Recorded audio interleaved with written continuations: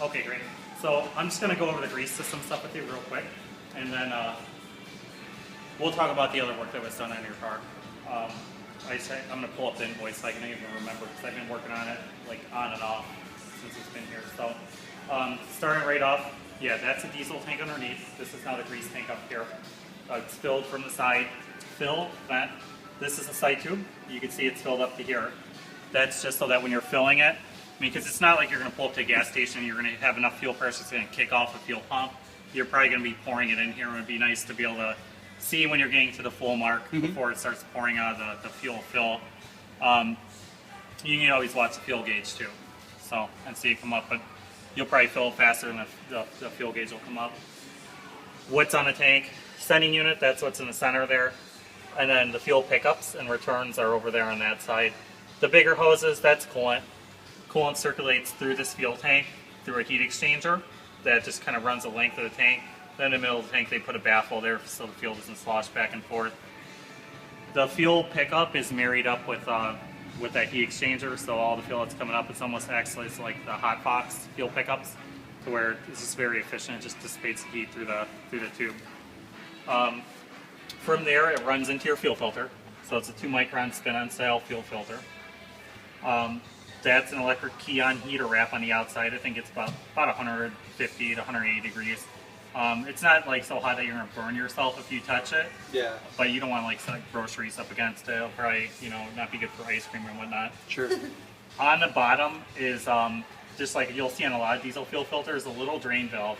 Okay. And it's that teeny little black petcock back down there. When you see water separation, and you'll see it, it'll be clearly defined. It'll be like a lot lighter. Just open up that petcock, drain it, whatever water you see in there, into a cap or whatever bowl you want to put underneath there, and then just close it up finger tight. You're only compressing like a rubber O-ring on there. From there, it runs through the 4B hose, which is your 2 coolant hoses, your 2 fuel lines, and then all of the electrical wiring is all encased in a sheath to the front of the vehicle. The only thing you're going to do back here is you're going to fill the tank. Watch that you don't overfill it.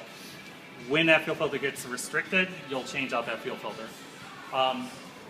You can look up there on the shelf. It's just like a big oil filter.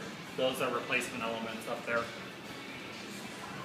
When you change it, it's just like changing an engine oil filter. You want to take off the plastic bowl on the bottom. It has a big rubber O-ring. It comes with the new filter. And then you just literally just spin this off with an oil filter wrench. And the same concept when you put it back on. Okay. Put the plastic bowl on there. You don't have to really torque it, but a little bit more than hand tight is acceptable. And the same with the filter. Just like an oil filter, you tighten it until you're hand tight and you go like maybe a quarter or third of a turn tighter. The electric heater wrap, you'll remove it, cut zip ties. There's plenty of wiring here to get that out of your way, and just zip tie it back together. Or you can take like a shoelace and do a football and tie it up like that. Yes. That's the way we used to do them. You'll probably want to fill this up with grease when you go to change it. Okay. Because you're going to put a lot of air into the system. So for you, just so you don't really lose the prime and airlock it, fill it up with grease or diesel fuel or whatever you want all the way to the top. That being said, you can also run diesel in this fuel tank. Cool. So you can run diesel through there all day long. It's not going to hurt it. Okay. Sounds good. Everything from there pretty much just runs to the front of the vehicle to the switching valve. So all that 4B is coming up, and what I did is I separated out your fuel systems.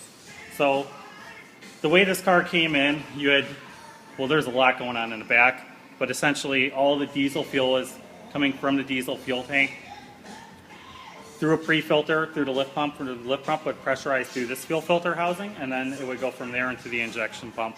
Well, what I did to separate out the fuel systems is I just kind of rerouted the way that stuff works to where we now have the diesel fuel coming from the diesel fuel tank, going through its main fuel filter.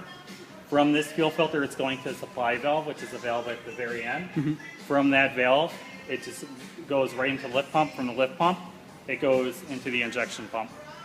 So that way, the fuel systems are completely separate. The only thing that's being shared is the lift pump. So only diesel fuel goes through this fuel filter. On the grease side of the system, the grease is going through its heated fuel tank, through its heated fuel filter, through its heated fuel lines to that same valve, and that's what you're toggling back and forth inside the vehicle. So the way it works, you have a supply valve, a return valve, and a loop valve. So when you're on diesel, all the diesel fuel is running through the fuel filters, being burnt by the engine. What is not burnt returns to the diesel fuel tank. When you're on grease, you're supplying grease through its heated fuel system into the engine. All the return fuel gets looped back into the supply. Two reasons we do that. One, it gives a little bit of positive fuel pressure, but also the fuel that's coming out of the engine is hot. So when you key that back into supply fuel, it actually brings the temperature up. Like I see it go up maybe another 20, 30 degrees. So it's nice not to starve the engine for fuel and to get the grease as hot as possible. By the time it gets up here, it's already going to be pretty warm anyways. The third valve, that's a purge valve. So what's happening is when you're switching back to diesel off of grease, all of the fuel that's unburnt in the engine gets purged back into that grease fuel tank. Therefore, you don't get any cross-contamination into the diesel fuel tank. Nice. So that's why we do 3 valves. That way, you never get anything ending up into the diesel fuel tank. Some of these hoses are clear. The important ones that are clear on here are your supply fuel and your return fuel. And if you grab, well, I can grab a light, but if you look, you can actually follow these valves and you can see, okay, well, this is supply fuel here. It's going into the lift pump. You can actually just follow from the lift pump, it goes into the injection pump. You can see all the return fuel comes, you know, there's little return fuel lines, and then from the injection pump, all flows down this hose. So those are important. So the biggest problems people have with diesel cars is they get air into the fuel system or they have fuel restrictions. This is a really good diagnostic tool to be able to see in a car. Cars that come in the shop that aren't running so well, a lot of times I'll piece clear fuel lines into the fuel system to see, is it pulling air, is it returning air. I'll actually put a vacuum gauge in line similar to what you have on this car now. Is it pulling negative vacuum? Is it like excessively positive? So that way it's like, if you have a problem, you know, and you're in Michigan, and you say, hey, look, I flipped the grease, it doesn't run right, I can tell you, okay, flip the grease, go look under the hood, tell me what the supply and return lines are doing. And if you say, well, it just looks like there's a ton of air, it's got positive vacuum pressure on the vacuum gauge, then we could say, hey, well, what did you do last? You changed your fuel filter? Are you out of fuel?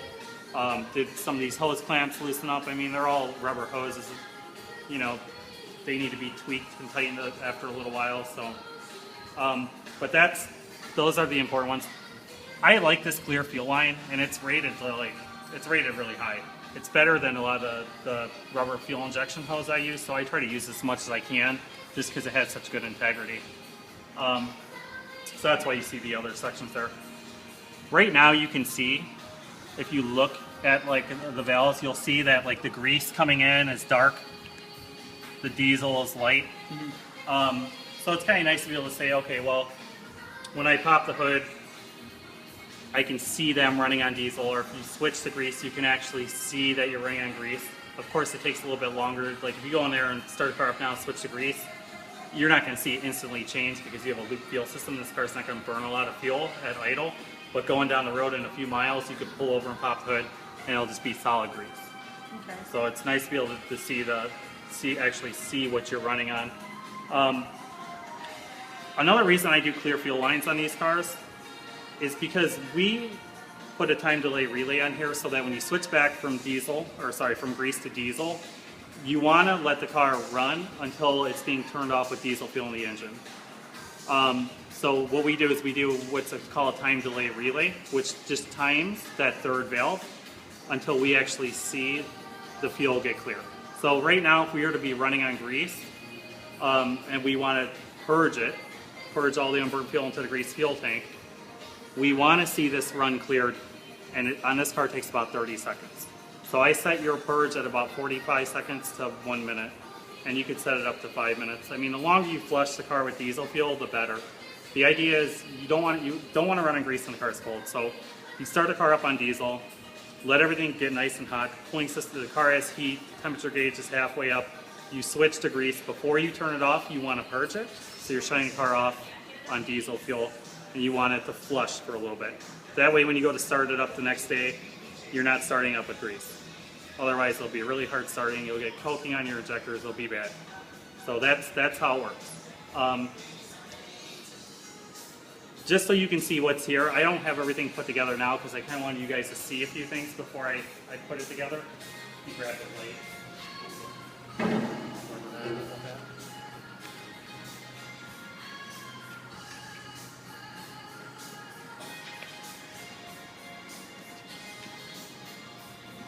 Okay, great. So let me just show you what's going on in the engine compartment anyway. The only thing that's really happening here is, these, they take up a lot of space, but that's your supply valve, return valve, and purge valve. The cooling system is tapped into here, and if you look on the other side, it's tapped in over there. That's because the coolant runs through that tank back there, runs with all the fuel lines. Other important things in the engine compartment would be, this is your key on signal, which I just take on the battery side of the fuse block. If nothing works on a car, it's because that little signal wire got taken off when somebody changed the fuse. That's important that you know. This whole system is just fused to the battery, and it uses that little signal to know that's turned on.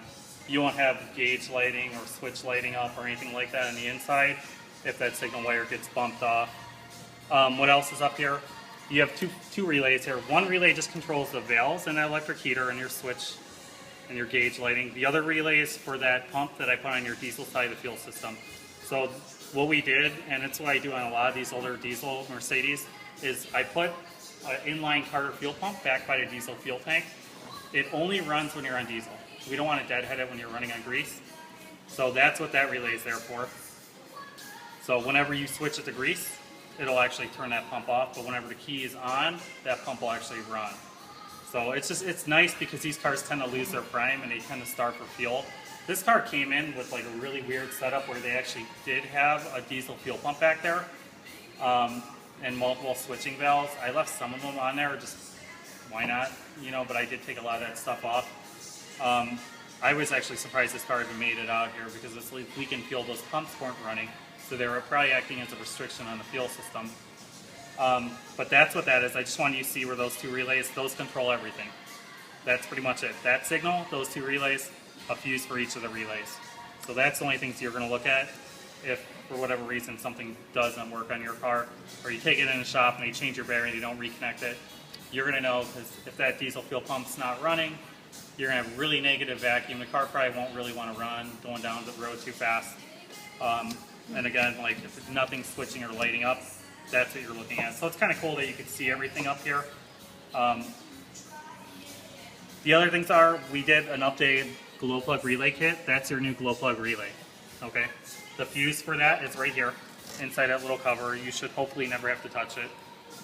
You have an extra fuse in a bag with the directions on the seat over there.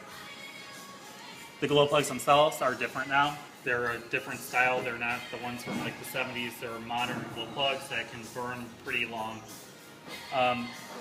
Their circuit is fused, and I did it exactly like they did in their instructions, but there's a little inline fuse right underneath there. And again, hopefully you're not ever really touching it, but it's right there. So I just wanted you guys to be able to see where some of that stuff was at. Valves,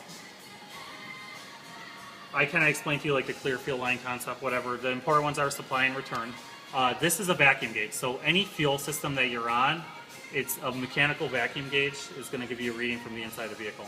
So like if you're on grease and you're switching over to the grease fuel system too soon, you're going to see negative vacuum on that gauge.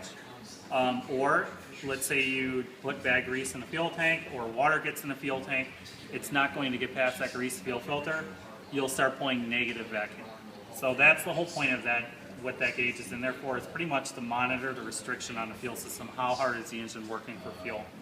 So let me just show you guys the inside real quick.